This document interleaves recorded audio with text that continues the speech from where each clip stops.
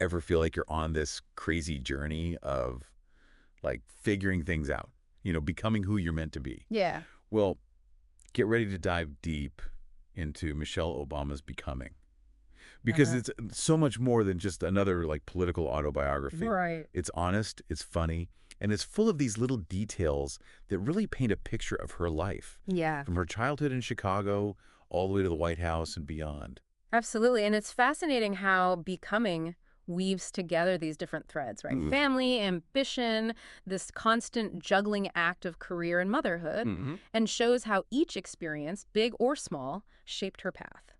Okay, so picture this. It's the 1960s, and we're on Euclid Avenue in Chicago. Okay. Michelle's family lived in a one-bedroom apartment, four of them sharing this tiny space. And it wasn't just any apartment. It was a converted attic space. Oh, wow. She talks about how the bathroom was down the hall Oh, no way. and her great aunt lived downstairs. Really? It really underscores that sense of close-knit family and community that was so central to her upbringing. Exactly. And even though they didn't have a ton of material things, her parents, especially her dad, instilled in her this incredible work ethic. Absolutely. There's this great story about their car, a Buick Electra 225, I love this story. nicknamed the Deuce and a Quarter. Ah, yes. The famous deuce and a quarter. It wasn't just a car. It was a symbol of her father's pride and dedication. Right.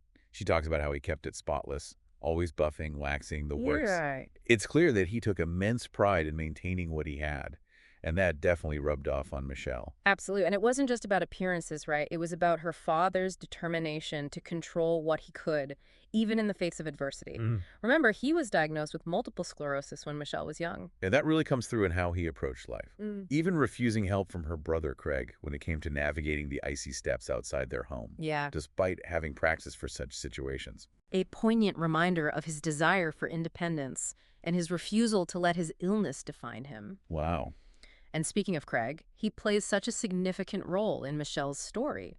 He was her older brother, her protector, her built-in best friend, all rolled into one. Totally. She even jokes about how he softened up the teachers for her when they both went to Bryn Mawr Elementary School. Yeah. But then comes Whitney Young High School, this academically rigorous, diverse environment, Right. a whole new world compared to what she was used to. And it's a crucial turning point, right? Suddenly, she's not just Craig's little sister anymore. She's Michelle Robinson, Right. forging her own path and encountering a much wider range of perspectives and socioeconomic backgrounds. It's like she goes from this close-knit neighborhood to this melting pot of ambition and talent, commuting across the city, realizing how big and complex the world really is. Exactly. And this experience at Whitney Young, alongside her earlier encounters with inequality, like Mhm. that almost unbelievable story about her childhood piano recital, Oh, yeah. really shaped her awareness of social disparity. Oh, you've got to tell that story. Yeah. It's incredible how such a seemingly small moment had such a lasting impact. Imagine this. Michelle had been diligently practicing for her piano recital, but only on her teacher's old, out-of-tune, upright piano. Right. Then, at the recital, she's confronted with this beautiful, perfectly tuned, grand piano. Oh, no? And she freezes. No way. What did she do? She was completely overwhelmed. Oh. The keys all looked the same, and she had no idea how to play. Thankfully, her teacher recognized her struggle and came to her rescue. Oh, that's good. But that experience stayed with her, highlighting the disparities in resources and opportunities that would become a recurring theme throughout her life. It's like that moment planted a seed. Right. This understanding that talent alone isn't enough. Mm. Access and opportunity play a huge role. Mm-hmm. And this awareness only deepens when she goes off to Princeton, this Ivy League world that's a million miles away from Euclid Avenue. Absolutely. Talk about a culture shock. It's a whole new level of challenge and, frankly, a bit of culture shock for her. She talks about how she felt this immense pressure to prove herself not just as a student, but as a young Black woman Right. in a predominantly white institution. She even got the nickname the Mayor because she was so good at mediating roommate conflicts. Which speaks volumes about her innate leadership skills and her ability to connect with people from all walks of life. Right. But more importantly, her time at Princeton marks the beginning of her journey of self-discovery, particularly in the context of race and identity. Right. She talked about how she was acutely aware of representing more than just herself at Princeton. She carried the weight of her community on her shoulders, this sense of responsibility to succeed, not just for herself, but for everyone who looked up to her.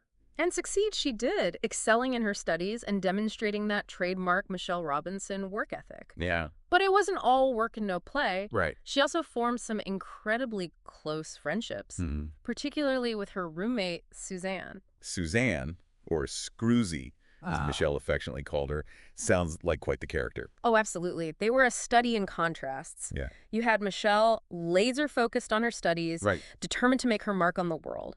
And then Suzanne, who embraced life's spontaneity and found joy in the unexpected. I love that despite their differences, they formed this deep bond. It speaks to the power of human connection and the importance of embracing diverse perspectives. It does. And tragically, Suzanne's life was cut short, a loss that had a profound impact on Michelle. It made her question everything. Right. Her career path, her priorities, what truly mattered. Mm-hmm. It was a stark reminder of life's fragility and a turning point that would eventually lead her back to Chicago, Yeah, to a community outreach program, right. and of course to a certain charismatic law associate named Barack Obama. It's interesting how sometimes the most unexpected events, even those marked by sadness, can set us on a course to discover our true purpose. That's so true. And in Michelle's case, that purpose was about to intertwine with Barack's in a way that would change not just their lives, but the course of history. Mm, And their first meeting is priceless. yeah. It wasn't exactly love at first sight. Not quite. Remember, Michelle was a successful, driven lawyer at a prestigious firm. Right. She saw Barack as this intriguing but perhaps overly ambitious law student, Yeah. chain smoking his way through the summer. She even called him out on the smoking habit, right? Yeah. Like, seriously? You're that smart and you still smoke? Exactly. But as they spent more time together, those initial impressions started to fade. Michelle began to see the depth of Barack's intellect, his passion for social justice, that unwavering belief in his ability to make a difference. And she gets pulled into his world of community organizing, which was a far cry from her corporate law job. Talk about a contrast. Attending those meetings, witnessing the realities of poverty and inequality firsthand, Yeah. it was eye-opening for her, even with her upbringing on Euclid Avenue. Like she had this aha moment. Right. Realizing that Brock's vision wasn't just about individual success. It was about empowering entire communities, about creating lasting change from the ground up. Absolutely. And that resonated deeply with Michelle. Remember, her own career crisis wasn't just about finding a job she enjoyed. It was Yeah. about finding work that felt meaningful, that aligned with her values.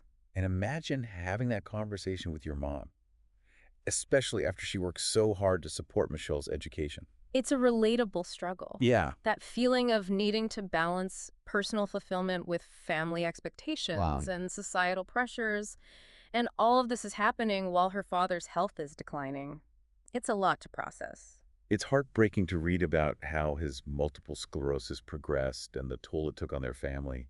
But even in those difficult moments, Yeah, you see Michelle's strength, her resilience, her absolutely. unwavering love for her family. Those qualities honed through adversity would serve her well in the years to come. So despite her initial hesitation, she takes the leap and accepts a job at Public Allies, Okay.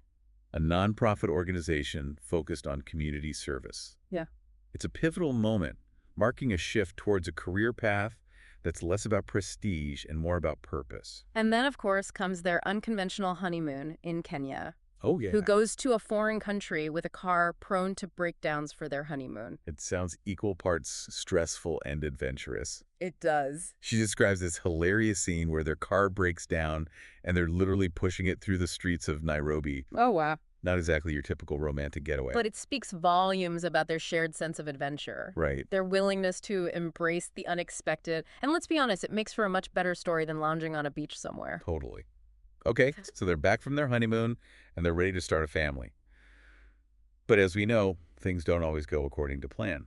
Michelle is incredibly candid about their struggles with fertility treatments Right. and the heartbreak of experiencing a miscarriage. It's a side of her story that often gets overlooked, Right. but it's so important. She talks about the feeling of inadequacy, the pain of seeing other couples effortlessly start families while they struggled in silence. It's incredibly brave of her to share those deeply personal experiences. And it's a reminder that infertility is far more common than many people realize. Absolutely. And it's through those challenges that Michelle's strength and resilience shine through even brighter. Finally, through IVF, they welcomed their first daughter, Malia, into the world, followed a few years later by Sasha. And motherhood becomes Michelle's most cherished role. Ah, She talks about how their lives were instantly transformed, yeah. their dinner conversations shifting from law reviews to bedtime stories and debates over pacifiers. It's that relatable chaos of parenthood that makes them seem so down to earth, even as Barack's political career starts to gain momentum. Right.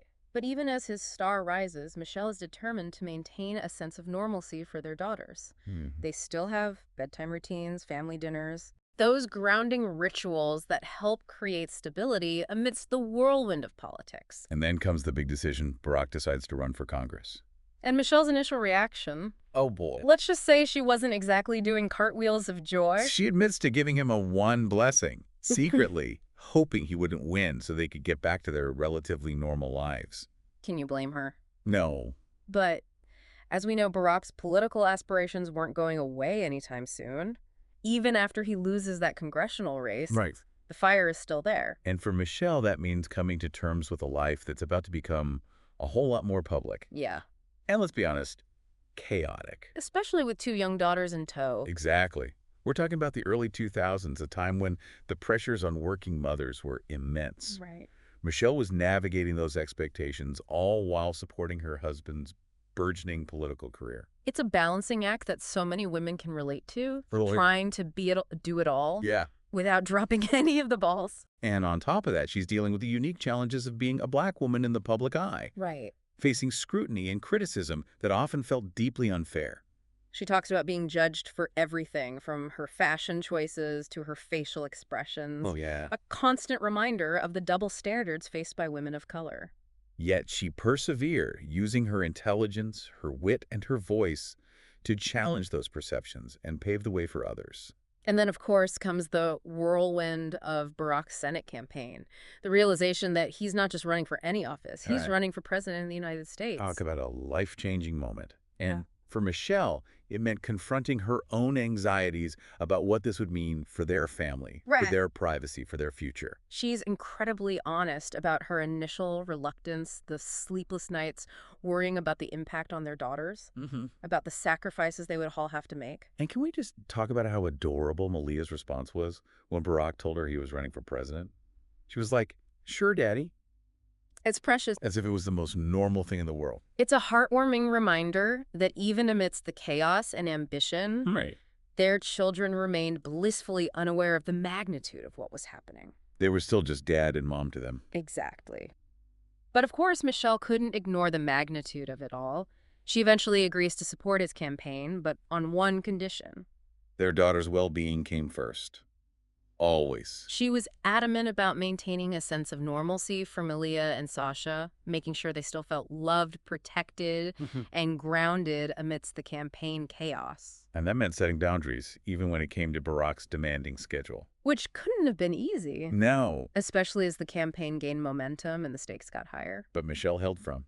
She knew that their family's well-being depended on it. Mm. And besides, she had her own role to play in this whole presidential campaign thing. Oh, yeah. Michelle wasn't just a supportive spouse. Right. She was a force to be reckoned with on the campaign trail. Right. She captivated audiences with her intelligence, her humor, her ability to connect with people from all walks of life. She wasn't afraid to be vulnerable, Right. to share her own story, her struggles, her triumphs, and that resonated deeply with voters. And let's not forget, she was fierce in her defense of Barack shutting down those ridiculous rumors and attacks with grace and wit. She was the ultimate teammate, but also a powerful voice in her own right.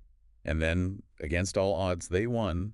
Barack Obama became the 44th president of the United States, and Michelle Obama became the first African-American first lady in history. It was a historic moment, It really was. a testament to their hard work, their message of hope, and their ability to connect with people across racial and socioeconomic divides. But for Michelle, it also meant stepping into a role that was both exhilarating and terrifying, full of unknowns and immense responsibility. And she did it all while raising two young daughters in the public eye. No pressure, right? Talk about a juggling act for the history books.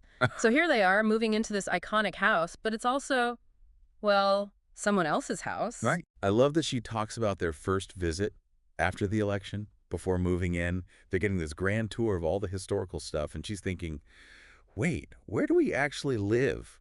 What about bedrooms for the girls? It perfectly captures that clash between the formality of the White House and the realities of being a family. It wasn't just a museum. It was about to be their home. And even getting settled had its funny moments. Oh, yeah. Michelle's mom, Marion Robinson, moves in to help with the girls. Of course. And she is not impressed by the White House at first. Really? Her reaction is priceless. She apparently asked, "How do you sleep in a museum?" Oh, my gosh. I can practically hear her saying it. That's hilarious. Total grandma move. Totally. But jokes aside, having her mom there was a game changer for Michelle. Yeah. It meant having that familiar support system, that unconditional love amidst the chaos of those early days. It speaks to the importance of family, of having those touchstones of normalcy, especially when you're navigating uncharted territory. And Michelle, ever practical, set about making the White House feel more like a home. They brought in modern lighting, Okay. added personal touches, and who can forget the famous vegetable garden on the South Lawn? Oh, that garden. It caused a bit of a stir at first. I bet. Some people thought it was frivolous, but Michelle was determined to promote healthy eating, Right. especially for kids. Remember the Let's Move campaign? That was all about tackling childhood obesity. Oh, yeah, for sure. She even gave jars of honey from the White House beehives as gifts to visiting dignitaries. Talk about sweet diplomacy. It was classic Michelle. Approachable, thoughtful, but also with a clear message. And it wasn't just about healthy living. She was deeply involved in supporting military families, promoting education, and using her platform to advocate for social justice. And she didn't shy away from the tough stuff either. Right. She spoke out against gun violence, particularly after the Sandy Hook tragedy. And the murder of Hadia Pendleton, that young girl from Chicago who performed at Barack's inauguration, Right. those were moments of profound sadness and anger. Right. And she channeled those emotions into calls for action. It showed a different side of her, that fierce determination to protect children, to use her voice, to advocate for those who couldn't advocate for themselves. Yeah. And all of this while navigating the constant scrutiny and double standards that come with being a woman of color in the public eye. It's easy to forget that amidst all the formality and grandeur, they were still a family, Right. raising 2 daughters in the most unusual of the circumstances. Oh, right. I mean, imagine having your prom date go through White House security. It's a funny image, but it also speaks to their commitment to creating as much normalcy as possible for Malia and Sasha. Right. And through it all, Michelle never lost sight of who she was. That girl from Euclid Avenue who worked hard, valued family, and believed in the power of community. That's what makes Becoming so compelling. It's a reminder that even amidst extraordinary circumstances, it's still the everyday moments, the connections we make, the values we hold dear that truly shape our journey. She could have easily just smiled for the cameras and played the role of the perfect first lady. Right. But that's not Michelle. She used her platform to lift others up, to spark conversations, to make a real difference. And that's the ultimate takeaway from her story, isn't it? That becoming isn't about reaching some predetermined destination. It's about embracing the journey with all its twists and turns, its triumphs and setbacks, and using our experiences to empower ourselves and others. So if you haven't already, do yourself a favor and dive into Becoming. You'll laugh, you'll cry, you'll be inspired. It's more than just a memoir. It's a testament to the power of authenticity, resilience, and the unwavering belief in our ability to create change. Michelle Obama's journey is a reminder that we all have a story to tell, a voice to share, a unique contribution to make. It's a call to action, to embrace our own journeys of becoming, no matter where we come from or where life takes us. It really is.